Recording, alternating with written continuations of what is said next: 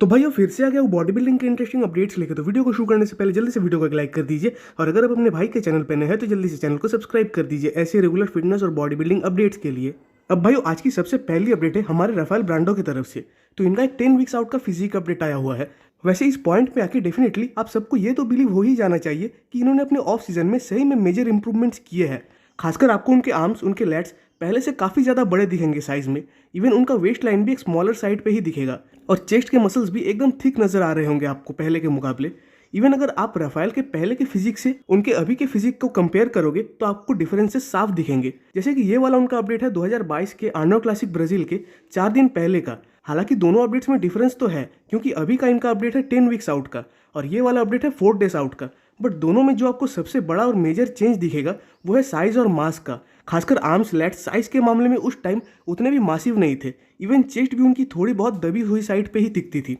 अब हालांकि अभी के अपडेट में हम उनके लेग्स को तो नहीं देख पा रहे, बट डेफिनेटली लेग्स में भी उन्होंने इसी लेवल के इंप्रूवमेंट्स तो किए ही होंगे।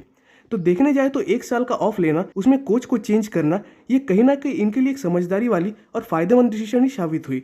अब एक बात तो है कि मुझे पर्सनली ऐसा लगता है कि इन्होंने अपने कंपटीशन प्रेप को शुरू करने के कुछ दिन पहले से शायद सारे पीईटीज को कुछ दिनों के लिए बंद कर दिया था। क्योंकि अगर आप उनके पीक ऑफ सीजन के पोस्ट को देखोगे तो वहाँ उनकी फिजिक एकदम ह्यूमंगस, राउंडर और फुलर दिखेगी। बट उसके बाद जैसे ही उन्होंने अपने प्रेप को स्टार्ट करने के टाइम के फिजिक अपडेट्स को शेयर किया तो उसमें उनकी साइज एकदम से कम लगने लगी। तो शायद कहीं ना कहीं उन्होंने अपने पीडीज को स्टॉप या लेस तो किया ही होगा उस फेज में। बाकी आर्नोल्ड क्लासिक में ये कौन से प्लेसिंग में आ सकते हैं ये भी अभी एक डिबेटेबल पॉइंट है, क्योंकि फर्स्ट और सेकंड में तो हार्डी और सैमसन ही आने वाले हैं। बाकी अगर बात करें थर्ड, फोर्थ और फिफ्थ पोजीशन की, खासकर फोर्थ और फिफ्थ पोजीशन की, क्योंकि मेरे ख्याल से थर्ड शायद एंड्रयू जैक्ट ही आएंगे, तो फोर्थ और फिफ्थ में नेक्सजिल और राफेल आ सकते हैं। बाकी भाई आपके रिगार्डिंग इनकी प्लेसिंग क्या आएगी ये कमेंट्स में जरूर बताइएगा। अब भाई अगली अपडेट है जस्टिन रॉड्रिगस की तरफ से। तो इनका भी सेम 10 वीक्स आउट का फिजिक अपडेट आया हुआ है। बट मजे की बात कि इनके फिजिक और कंडीशनिंग को देखकर ऐसा लग ही नहीं रहा कि ये भी अभी 10 वीक्स आउट चल रहे हैं, बल्कि खासकर इनकी कंडीशनिंग काफ़ी बेटर नजर आ रही है उस मुकाबले। इवन शायद बहुत लोग इसको देखकर सोचेंगे कि शायद ये पुराना कोई फोटो है, बट कैप्शन में उनका खुद का कहना है कि ये अपडेट उनके करंट का है। हालांकि इतने ज़्यादा फ्री की कंडीशन दिखने के पीछे कहीं ना कहीं स्लाइटिंग का भी एक रोल है, बट स्टिल इनकी स्किन कंडीशनिंग जैसे आ रही है, इनके मसल्स में जो हार्डनेस आ रही है वो फिलहाल काफ़ी ज़्यादा इंप्रेसिव है। बट अगर बात करें असल मुद्दे पे तो जस्टिन हर बार इंस्टा फोटोज़ में तो काफ़ी बढ़िया कंडीशन दिखते हैं, बट जैसे ही बारी आती है स्टेज की तो उनकी फिजिक स्टेज पे ऑफ आ जाती है। तो मेरे अकॉर्डिंग शायद ये अपने प्रेप के दौरान तो काफ़ी बढ़िया करते हैं, बट अपने पीक वीक में ये चीज़ों को थोड़े बहुत मेस्टअप कर देते हैं।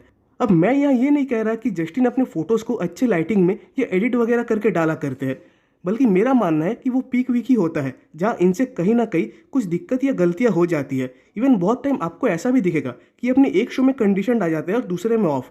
बाकी इस बार आर्नोल्ड क्लासिक के स्टेज पे इनसे उम्मीद है कि ये अपने कंडीशन वर्जन को ही स्टेज पे लाएंगे। अब भाई अगले अपडेट की ओर बढ़ने से पहले आप सबसे मेरा एक रिक्वेस्ट है कि अगर आप सबको मेरा ये रेगुलर कंटेंट अच्छा लगता है तो जिससे कि आपके भाई को सपोर्ट मिल सके तो प्लीज़ इस चैनल को एक सब्सक्राइब कर दीजिएगा। अब भाई वो बात करते हैं अकिम विलियम्स के ऊपर। तो हालांकि इनका भी 10 वीक्स आउट का एक फिजिक अपडेट आया हुआ है, और ये भी बात लगभग सबको पता ही है कि रिसेंट में ही इन्होंने अपने शोल्डर्स की भी सर्जरी करवाई थी, और शायद इनको अपने प्रेप को शुरू किए भी 2 मंथ से ज़्यादा का टाइम तो हुआ भी नहीं होगा। अब भाई बात यह है कि अभी हमें ये पता नहीं कि क्या इनके पास सही में वो इनक्रेडिबल मसल मेमोरी है जो इनके उन फ्रीकी मसल्स को फिर से इतने कम टाइम में इनके फिजिक में ला सके। क्योंकि अगर कमबैक की ही बात करें तो सबसे बड़ा एग्जांपल आता है केविन लेब्रोनी का, क्योंकि उनके पेक्टियर के 4 महीने के बाद उन्होंने जैसा कमबैक किया था वो आज भी एक हिस्टोरिकल कमबैक है। क्योंकि बहुतों का मानना है कि वो उस टाइम में अपने ऑल टाइम बेस्ट फिजिक के साथ आए थे।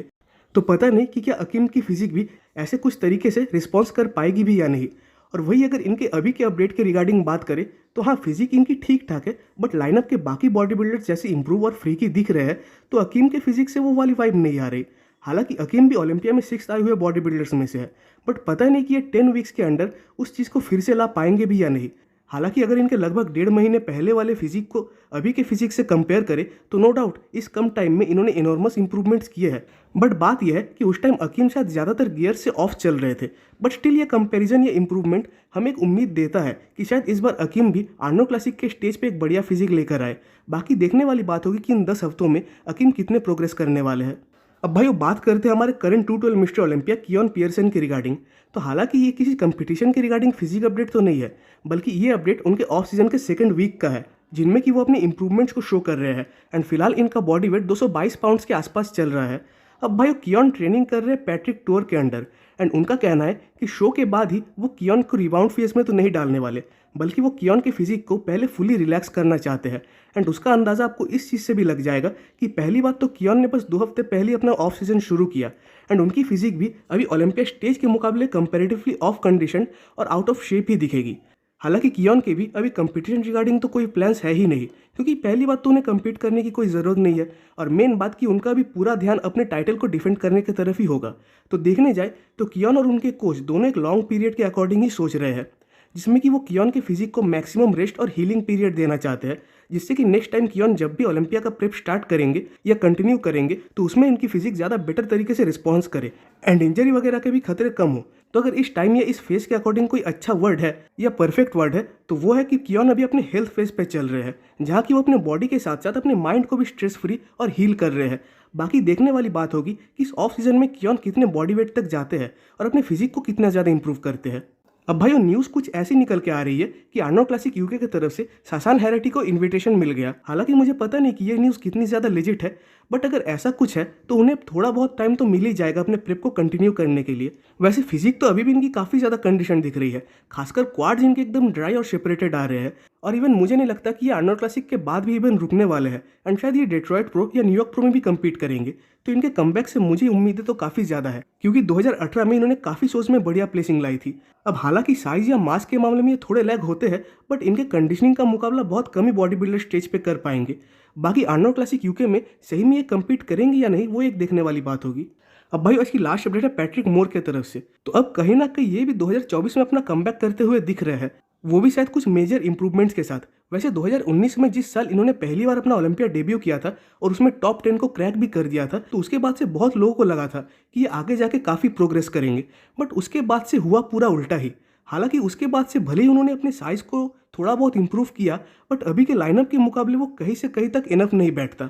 इवन यही बात कुछ टाइम पहले भी उठी थी कि पैट्रिक आज के ओपन डिवीजन के बॉडी बिल्डर्स को साइज के मुकाबले में टक्कर दे ही नहीं पाएंगे, तो इसीलिए उनको क्लासिक फिजिक में स्विच कर देना चाहिए। बट अगेन क्लासिक के अकॉर्डिंग उनकी फिजिक कुछ ज़्यादा ही बड़ी है, तो उसके लिए फिर उन्हें अपने साइज को और भी ज़्यादा डाउन करना पड़ेगा। बाकी 2024 में ये कैसे लुक और कैसे साइज के साथ कमबैक करेंगे वो एक देखने वाली बात होगी। तो भाई आज की वीडियो पे खत्म होती है। कमेंट्स में जरूर बताइएगा कि आपको वीडियो कैसा लगा। वीडियो अच्छी लगे तो वीडियो को एक लाइक कर दीजिए और नेक्स्ट वीडियोस के अपडेट सबसे पहले पाने के लिए चैनल को सब्सक्राइब कर दे और बेल आइकन को प्रेस कर दे।